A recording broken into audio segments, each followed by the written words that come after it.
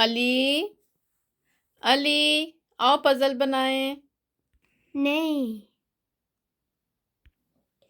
Okay okay میں جا رہی ہوں۔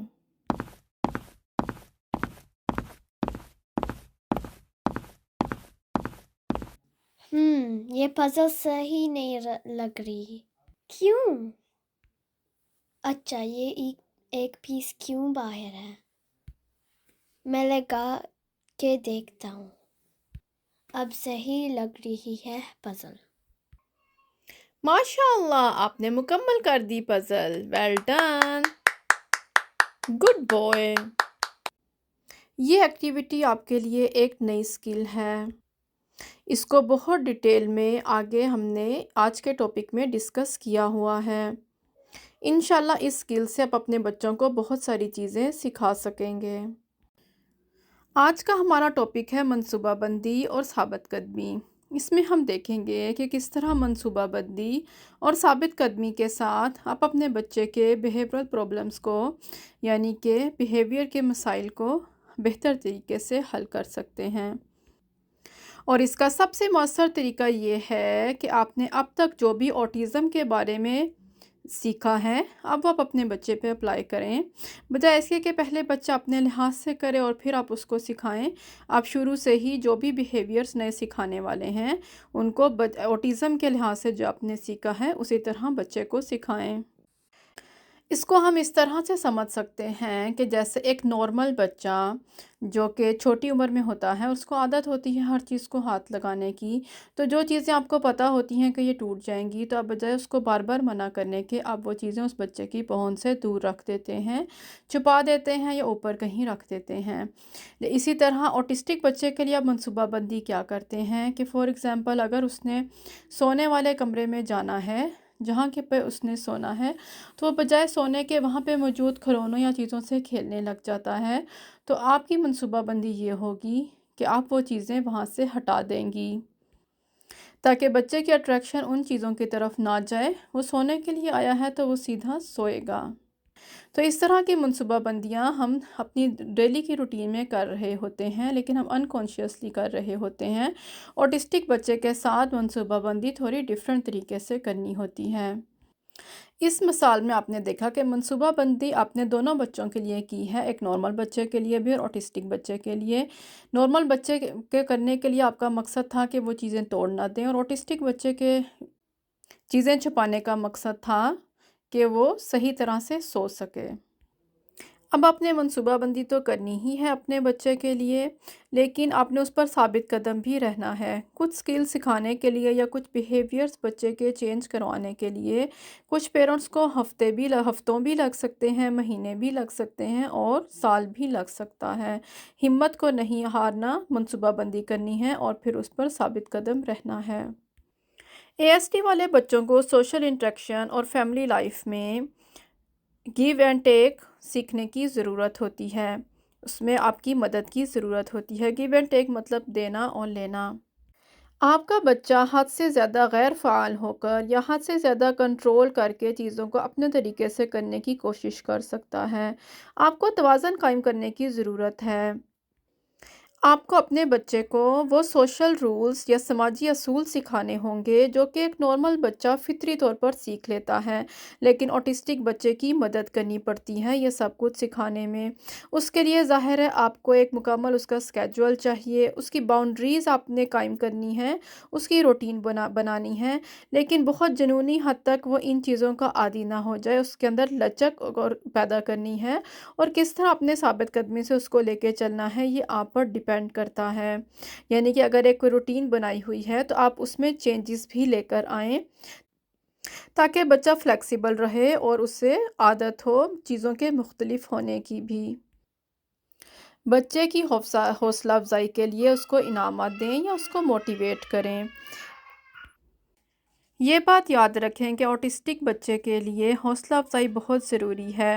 آپ جس بیہیویئر پہ بھی حوصلہ افزائی کریں گے بچہ وہ بیہیویئر بار بار رپیٹ کرے گا، جو کہ ایک بہت اچھی چیز ہے۔ یہ حوصلہ افزائی آپ مختلف انعامات دے کے بھی کر سکتے ہیں اور محرکات بھی دے سکتے ہیں۔ اس کو ہم سارا کی مثال سے سمجھتے ہیں۔ سارا نے جب نئی نئی نرسری سٹارٹ کی تو کلاس میں مسز کلیم باقی بچوں کو قالین پر بیٹھنے پر زبانی تعریف کرتی تھیں اور وہ بچے بہت خوش ہوتے تھے اور وہ فوراً ٹیچر کی بات مان کر قالین پر آرام سے بیٹھ جاتے تھے۔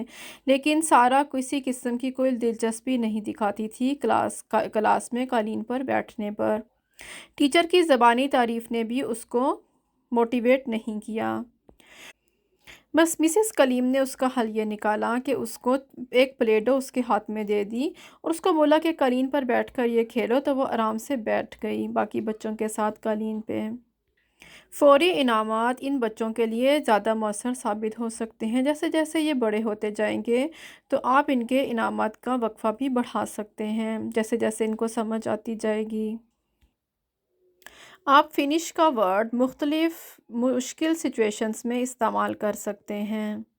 پہلے آپ کو یہ انشور کرنا ہوگا کہ آپ کا بچہ فنش یعنی کہ ختم کا مطلب صحیح طرح سے سمجھ لے، تو پھر آپ اس کو بعد میں دوسرے معنوں میں بھی سمجھا سکتے ہیں۔ فار ایگزامپل، محمد کی مما نے اس کو ڈنر کے ٹائم پر جب وہ کھانا کھا لیتا تھا تو فنش کا ورڈ اس کو ویژولی دکھاتی تھیں کہ کھانا فنش ہو گیا ہے اور وہ اس کو سمجھ آ گئی۔ پھر اسی طرح انہوں نے گھر میں چھوٹی چھوٹی ایکٹیویٹیز جب وہ ختم کرنی ہوتی تھیں تو اس کو دکھاتی تھیں کہ فنش کا کارڈ دکھاتی تھیں کہ یہ ایکٹیویٹی ختم ہو گئی ہے۔ اس طرح اس نے ایک پوزیٹیو وے میں فنش کا ورڈ سیکھ لیا۔ اس کے بعد انہوں نے سوچا کہ اسی فنش کے ورڈ کو اب وہ مشکل سچویشن میں بھی یوز کریں گی۔ جب بھی وہ پارک جاتا تھا تو اس کے بعد جب گھر جانے کی باری آتی تھی تو وہ بہت زیادہ رونے لگ جاتا تھا اور بہت زیادہ اپنی مما کو تنگ کرتا تھا۔ لیکن جب انہوں نے گھر میں پوزیٹیو طریقے سے فنش کے ورڈ کو سکھایا، جس میں انہوں نے اس کو ریوارڈز بھی دیے، اس کے لیے کلیپ بھی کی، اس کو خوش بھی کیا، اس کے بعد جب وہ پارک میں گئیں تو انہوں نے اس کو فنش کا ورڈ دکھایا تو وہ فوراً مان گیا اور آرام سے اپنی بگی میں بیٹھ گیا گھر جانے کے لیے۔ کوشش کریں کہ اپنے بچوں کو ویژول سٹرکچر دکھائیں کہ کیا چیز کب ہونے والی ہے اور یہ چیز کب ختم ہوگی اور اس کے بعد آپ کیا کریں گے، اور کوشش کریں کہ اپنی لینگویج کو جتنا سمپل، سادہ اور کم سے کم استعمال کریں، بہت زیادہ ورڈز اس میں نہ لے کر آئیں شروع میں۔ بچے کی انڈرسٹینڈنگ کے مطابق اب اس میں ہم ایک نئی چیز سیکھیں گے، بیکورڈ چیننگ۔ کسی بھی اسکل کو سکھانے کے لیے آپ بیکورڈ چیننگ کا استعمال کر سکتے ہیں، یعنی کہ ہم جو بھی اسکل سیکھتے ہیں ہم ہمیشہ چھوٹے سٹیپ سے شروع کرتے ہیں اور اس کو اینڈ تک لے کر جاتے ہیں۔ بیکورڈ چیننگ میں کیا ہوگا کہ آپ اس کو اینڈ سے شروع کریں گے اور پہلے سٹیپ تک لے کر آئیں گے، کیونکہ اس میں یہ ہوتا ہے کہ بچے کو ایک مکمل شکل نظر آتی ہے اس چیز کے بنے ہوئے کی، اور جب پھر آپ بیکورڈ جاتے ہیں تو بچے کے ذہن میں پیٹرنز بننا شروع ہو جاتے ہیں۔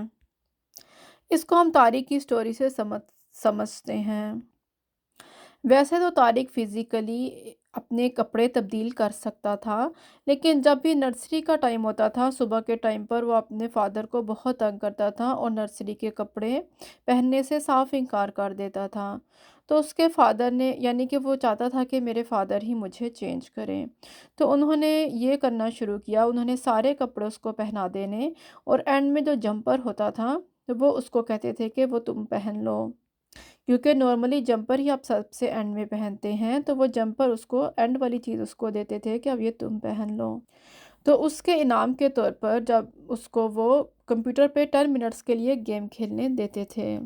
اس کے بعد آہستہ آہستہ جمپر سے پہلے اگر وہ ٹراؤزر پہنتا تھا تو اس کے فادر نے ٹراؤزر بھی پہنانا اس کو چھوڑ دیا، وہ ٹراؤزر بھی اس کو دے دیتے تھے اور جمپر بھی، اب وہ ٹراؤزر بھی خود پہنتا تھا اور جمپر بھی، اور ساتھ وہ انعام کے طور پر اس کو گیم مل رہی تھی 10 منٹس کھیلنے کے لیے۔ پھر ایسے ایسے آہستہ آہستہ اس کے فادر نے ایک ایک چیز اور چھوڑنی شروع کر دی، یعنی کہ اب شرٹ بھی وہ اس کو دیتے تھے کہ وہ خود پہن لے، آہستہ آہستہ سوکس بھی۔ تو اس طرح وہ بیکورڈ، آپ اس کو چیننگ بولیں گے، کہ وہ چلتے گئے، لیکن ساتھ انہوں نے انعام بھی رکھا ہوا تھا اس کو 10 منٹس گیمنگ کا، لیکن آہستہ آہستہ انہوں نے ایک ایک منٹ اس کی گیم کا بھی کم کرنا شروع کر دیا۔ جہاں انہوں نے اس کو کپڑے زیادہ دینے شروع کر دیے، وہیں انہوں نے گیم کا ٹائم بھی ایک ایک منٹ کم کرنا شروع کر دیا۔ مہینے کے اینڈ میں ایسا ہوا کہ اب طارق خود کپڑے بھی پہن لیتا تھا اور اس کی گیم کا ٹائم 10 منٹ سے 5 منٹس ہو گیا تھا، اور اس کے ڈیڈ بھی اب کام ڈاؤن ہو گئے تھے۔ کہ اب طارق اور اس کے ڈیڈ ریلیکسلی نرسری جاتے تھے صبح میں۔ آپ یہ بیکورڈ چینی کی اسکل روزمرہ زندگی میں بچے کو کچھ بھی سکھانے کے لیے استعمال کر سکتے ہیں۔